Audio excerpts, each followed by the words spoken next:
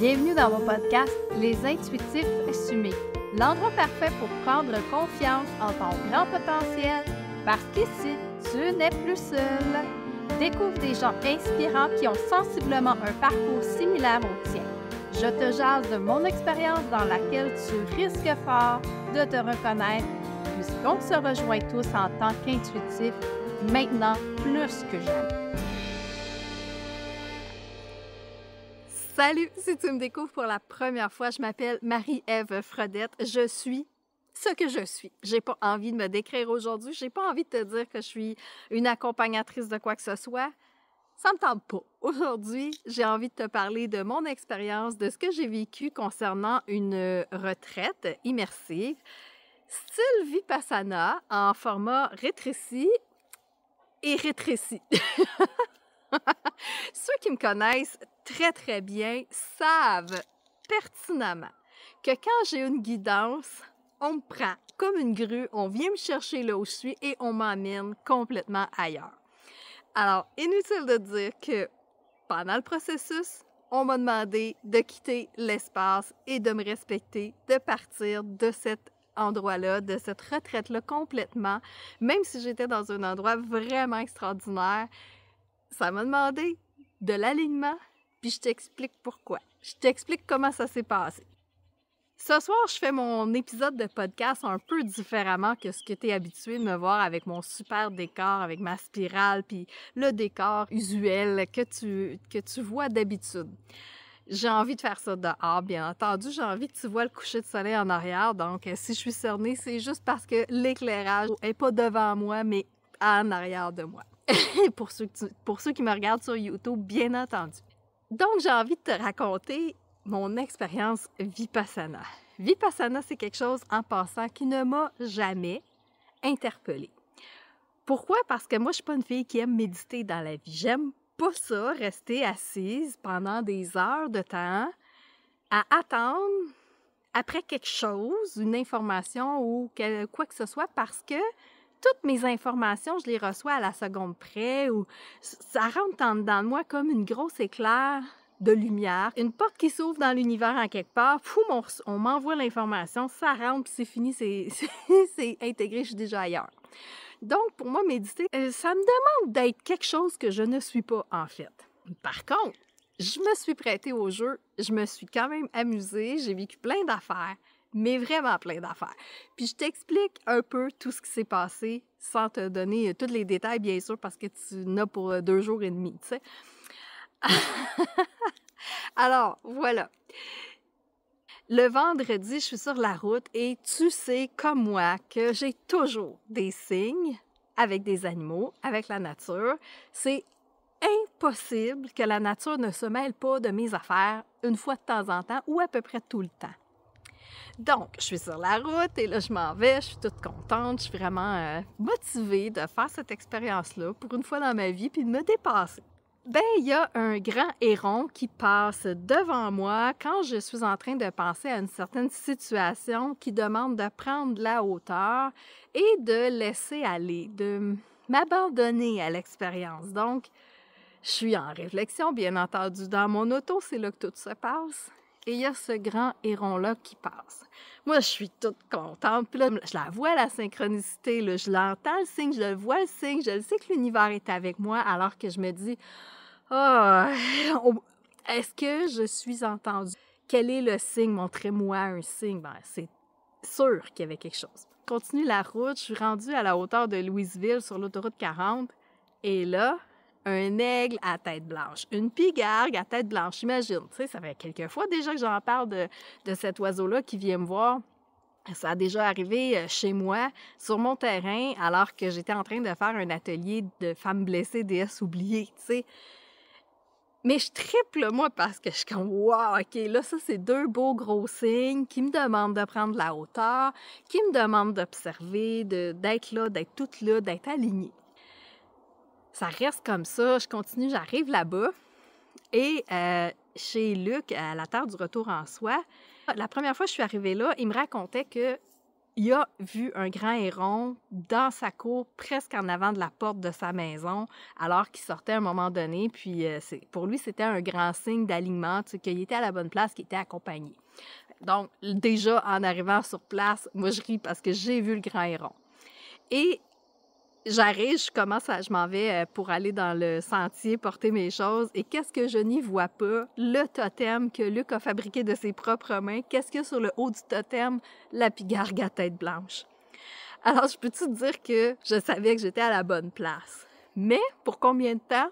Ça, la vie le dit jamais. Parce que pour moi, c'est jamais arrivé, ou presque jamais arrivé, que je termine quelque chose jusqu'à la fin sans qu'on me dise « Marie, tu t'en vas là. » Donc, l'expérience a fait en sorte que j'ai fait mon vendredi soir, j'ai fait mon samedi et j'arrive sur l'heure du midi. Dans la salle de méditation, je m'installe, je suis alignée, là, mais alignée. Hyper droite dans ma lumière, dans mon pilier, c'est droit comme une barre. Et je sais qu'il se passe quelque chose de super spécial parce que déjà, ça me disait, OK, Marie-Ève, là, tu vas commencer à remplir le bois parce qu'il faut que je remplisse le bois dans le chalet pour le foyer avant de quitter. Donc, ça me dit, OK, à chaque fois que tu vas descendre faire une méditation, tu vas remonter un voyage de bois parce que c'était quand même haut et j'ai demandé à Luc de ne pas me ménager. Je voulais pas être dans le petit chalet confortable avec électricité. Moi, je voulais être quand même assez loin pour me dépasser encore une fois. Puis, je peux te dire que j'ai eu le jackpot parce que j'ai eu le petit nouveau, l'intuitif, le numéro 6. Mon chiffre de vie, ma numérologie, c'est un 6. Et il était le plus haut possible. Donc, j'avais du travail à faire pour arriver à me rendre à mon petit chalet. Mais tu comprendras que d'emmener des bûches de bois puis de marcher pendant une couple de 100 mètres pour monter après ça dans la montagne et me rendre à ce fameux refuge-là pour remplir mes bûches avec mon sac Ikea parce que je trouvais ça super pratique. Moi, j'en mettais juste assez, c'était pas trop pesant. Puis je partais avec mon gros bagage, tu sais. Mon bois, il est plein, mon ménage est fait, tout est clean ou presque. Il reste juste un coup de balai à passer. Puis là, je suis comme, hey, wow, c'est propre chez nous, tu sais. Mais je sais pas du tout qu'est-ce qui va se passer, mais pas du tout. Et là, moi, je médite dehors sur mon petit balcon à côté de mon refuge. Et ça vient d'un blanc bleuté partout dans la forêt autour de moi. Je fais, OK, il se passe quelque chose, je suis peut-être mieux d'écouter ce qui va se passer. Ça reste comme ça, je descends, je m'en vais à la salle de méditation, je m'installe droite, là, comme je te disais, vraiment, vraiment alignée. Et là, il arrive une situation où ça me sort de mon processus. Le matin, on recevait comme enseignement qu'il fallait faire super attention, ne pas parler aux gens, ne pas connecter avec les gens, ne pas les regarder, juste nous centrer sur la respiration du bout de notre nez. Ouais, j'ai pensé à mon bout de nez toute la fin de semaine. C'est pas habituel pour moi de me regarder le bout du nez tout le temps, mais bon, j'ai fait l'expérience, c'était quand même assez le fun. Et là, cette situation-là, mais j'ai même pas le temps d'y penser samedi, Marie-Ève. Tu termines la méditation de 13 heures et tu quittes après. Et tu t'arranges avec ça. Mais là, je suis dans mon pilier, alignée. Fait que tu comprendras que je fais ma méditation, donc je suis encore plus solide parce que je me suis autorisée à jouer le jeu. Et je dois annoncer à mon ami, qui est mon enseignant dans cette situation-là, que je mets fin à ça et je quitte. C'est la première fois de ma vie où j'arrivais à me choisir, à nommer ce qui m'habitait sans trembler, sans shaker et sans changer d'idée, sans vaciller d'aucune place, OK? Mais de nulle part, solide comme un roc, comme un chêne, comme un phare sur le bord de la mer. Et là, c'est sûr que ça a fait shaker un petit peu, tu sais, il y a des enseignements dans tout, là, on s'entend. Et là, ça fait shaker tout le monde. Je le sais que mon départ dérange parce que ça part le mental, là. Mais moi, Je monte, je m'en vais à mon refuge, je termine mon petit ménage et je m'en vais. Je quitte. En ayant exprimé de façon extrêmement fluide ce qui m'habitait. Puis, c'est pas important ce qui m'habitait. Ce qui était important, c'est je me suis écoutée. Je me suis choisie. Peux-tu croire? Puis, tu sais, c'est quand même ce que j'enseigne, de se choisir le plus souvent possible. Je préconise que vous vous choisissiez, que vous deveniez autonome, que vous appreniez à vous connaître. Mais je peux te dire que des fois, on se choisit des expériences pour se dépasser. Ces temps-ci, le dépassement, je pense que c'est le mot d'ordre, en fait, de mon année 2025, c'est le dépassement. Et il y a des situations dans ma vie, bien sûr, où des gens qui vont se choisir, qui vont mettre des limites, ça me dérange. Absolument que ça va me déranger. Puis je me suis dit, on est dans un système de connexion. Donc, dans ma vie, moi aussi, il y a des gens qui se choisissent, il y a des gens qui vont décider de quitter ma vie, qui vont décider de partir de mon cercle d'amis, de partir, de mettre des limites, peu importe, ils vont se choisir. Il y en a. Puis il y en a dans ta vie, n'est-ce pas? Tu sais, je pense qu'on n'est pas à l'abri des relations qui vont bien, qui vont mal, qui se terminent, tout ça. Okay? Que c'est le cycle de la vie, qu'il y a des gens dans notre environnement qui vont quitter, il y a des gens qui vont arriver, il y a un cercle, il y a toujours quelque chose, En fait, tout est impermanent. Je suis en train de te parler, puis j'ai envie de te montrer la lune capotée qui est là, de l'autre bord, devant moi. C'est un peu spécial comme podcast, hein?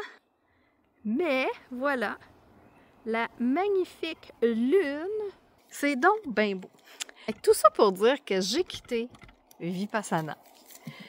Et inutile de dire que ça l'a fait travailler des gens. Mon enseignant, qui est mon ami, entre autres. Parce que ça l'a amené à se réaligner. Dans, OK, Puis la raison, elle était très valable, mais on s'en fout de la raison. Et c'est tellement illusoire. C'est tellement ce que moi j'avais besoin pour me choisir. C'est tellement ce que j'avais besoin pour m'aimer tellement, me respecter. Parce que Vipassana, c'est on va à la rencontre de soi. La thématique, c'est connais-toi toi-même. Tu sais, on ne se le cachera pas. J'ai déjà un bon bout de chemin de fait sur l'art de me connaître. J'ai encore du chemin, j'en fais tous les jours. Tous les jours, je regarde et j'observe ce qui est là.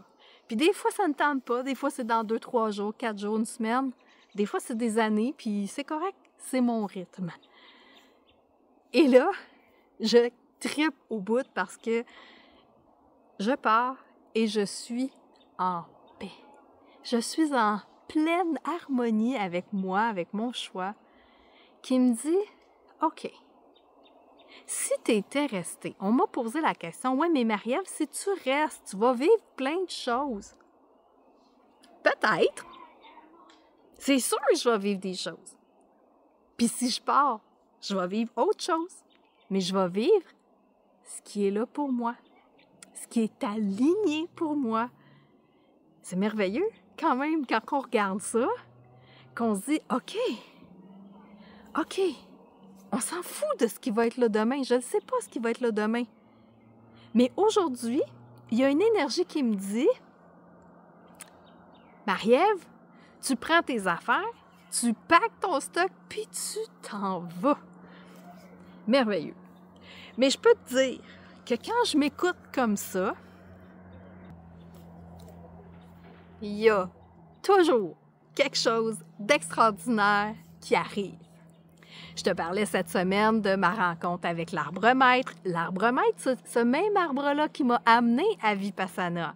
Parce que je faisais ma vaisselle et là, j'écoutais la guidance. Ça me dit, en 3 secondes, arrête de faire tout ce que tu fais, va à l'arbre.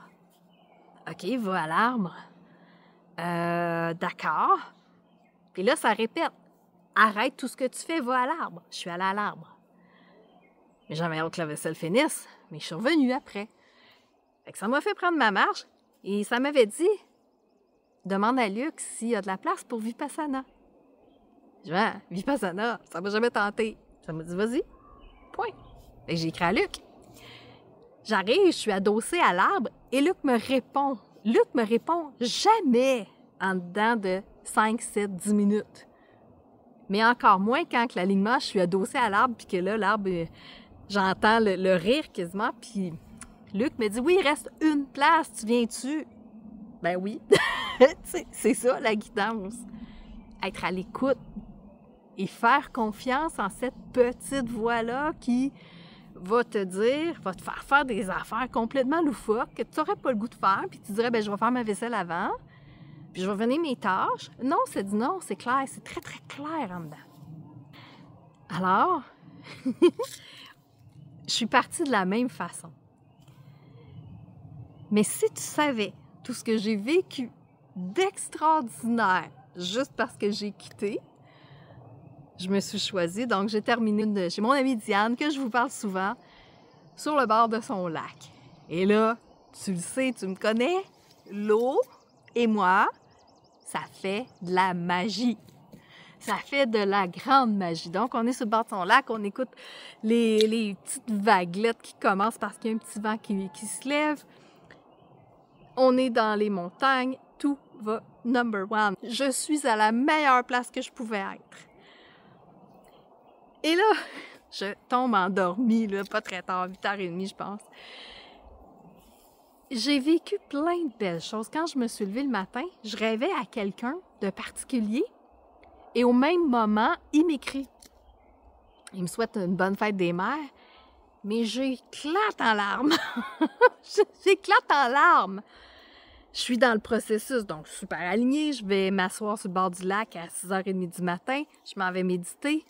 Je regarde ce qui se passe. Je sais pourquoi j'éclate en larmes tout d'un coup de même, sans raison, là.